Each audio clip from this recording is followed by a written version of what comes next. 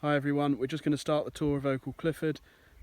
First and foremost, it's been our sheep unit in the past, but we do have beef and young stock here, and we do grow arable crops as well. So it is a mixed farm in its own right, but it's sort of been moulded around being the sheep unit. So this is our lambing shed. As you can see, it was originally 5 bays long.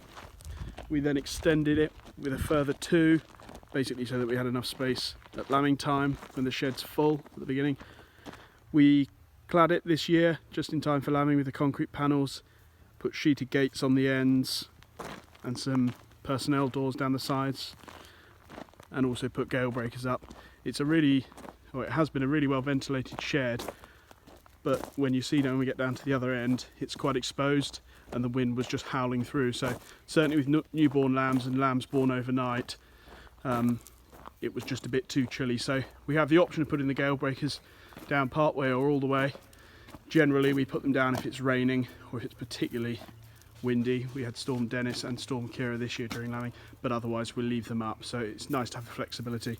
There's still ventilation. You see the panels are stepped. That's just because of the fall on the yard, but it does allow a bit more ventilation as well. So the original building went up in 1984, but these modifications are to sort of give us some good quality ewe housing. You see we've got lots of rails and lots of gates here. Again, it wasn't originally a sheep unit, so it wasn't geared up for handling sheep, and a lot of those modifications and improvements have just been to facilitate moving sheep around on your own or just with a couple of you.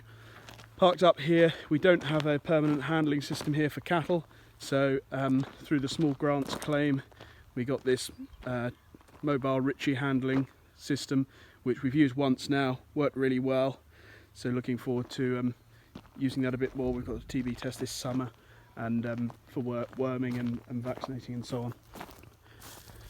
So if we head through here, got the walk-through troughs which go laterally throughout the lambing shed. They're obviously not in use at the moment, so they're just stacked up. A lot of the brick buildings here are sort of estimated about 180 years old. I know the front section of the house was rebuilt in 1839. Some of these buildings are slightly older, but that's sort of the ballpark figure. We don't seem to know for sure. Really smart hay barn, back doors, and then we just generally store water troughs, gates, that sort of thing along here. Half the ring feeders.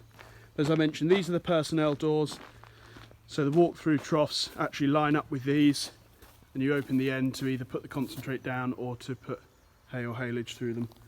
And then the slightly longer gates, which I think are 12 foot or 10 foot, are for putting the bales in, bedding up, or putting haylage bales into ring feeders or running ewes in and out of. So those are the modifications. It's worked well. There's some more changes we'd like to do before next year, but it's all still work in progress. And then out in the yard we've got the Scott pen. You see the other gable end of this shed. They're really big bays, the access points, so we had to go with the bay screens at the top and then the roller doors. They don't do a roller door that's long enough, but it means that we can drive in for mucking out, and it's a quick way of doing it without having bay screens all the way down. So there's the view right the way up there, and then as I say, this is an Atcos building.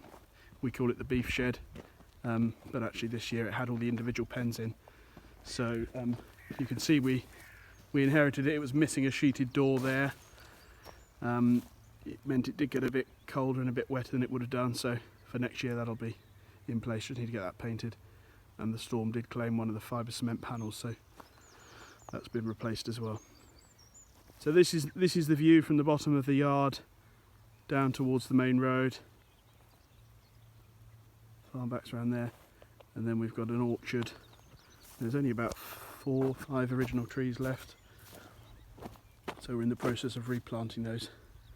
Some of the guards just need a bit of work and a couple of the trees to be replaced.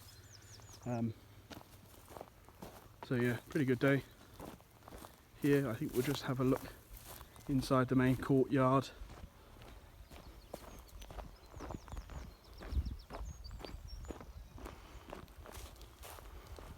and this is down towards the old dairy, which is probably a 1950s, 1960s build.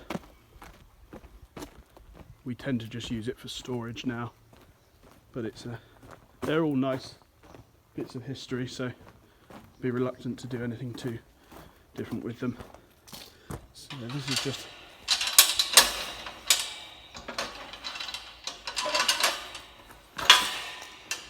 into the main courtyard, and it's a good area for handling sheep because there are solid walls but plenty of access points for moving groups in different directions. So I've got our feed bins there. Beck's having a chomp on something. There's our 2 feed bins. We generally rotate those between ewe rolls and lamb creep, but gives a bit of flexibility. We have got cattle across here as well. Some of the stables are possibly even 1600s for stables. We've replaced the doors, but other than that they're still the same. So we'll have a look at them in a minute. IBC of molasses there, which we put in lick feeders for the ewes. And we do have a crush over here, but as I say, that's sort of been superseded by the handling system. So these are just a few orphans. They're getting pretty near to 40 kilos. That's the other side of the hay barn. As I say, matching doors for the couple of stables and also our long stable. We'll have a look at some of the equipment around there in just a second, but I want to show you inside a couple of the stables first, and then we'll go into the old dairy so you can have a look in there. But yeah, this is the other end of the Atlas barn, and that's a pretty handy shed as well. It's got power, it's got lights for handling, but equally we can put cattle in either side. So we'll just nip into stable 3. It's been cleaned out and limed, but again we tend to use these for mothering up, but you can see they're pretty well unchanged from how they would have been. Mostly original brickwork. We've done a bit of patching up. Yeah.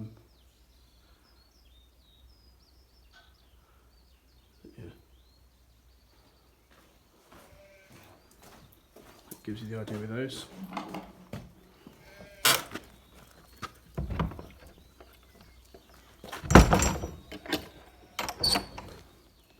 So then if we head round, that tied off, stop the lambs getting out. Bit of a nuisance, get open. We'll go into the old dairy this way then. As I say, this is generally just used for storage now. Lambing boards and hay racks, the individual pens, a fair few of those. Feed bags tied up, keep the mice and rats out. Snacker feeder, but generally it's just sort of tools, equipment. But I say I like the individual cow stalls, tie stalls, vacuum line's still there, the milk line's still there, and it's got the troughs where the cows would have fed. We'll just head through here. The dog's having some of the chickens' food. Through the lockers, and we're out the other side of the courtyard now.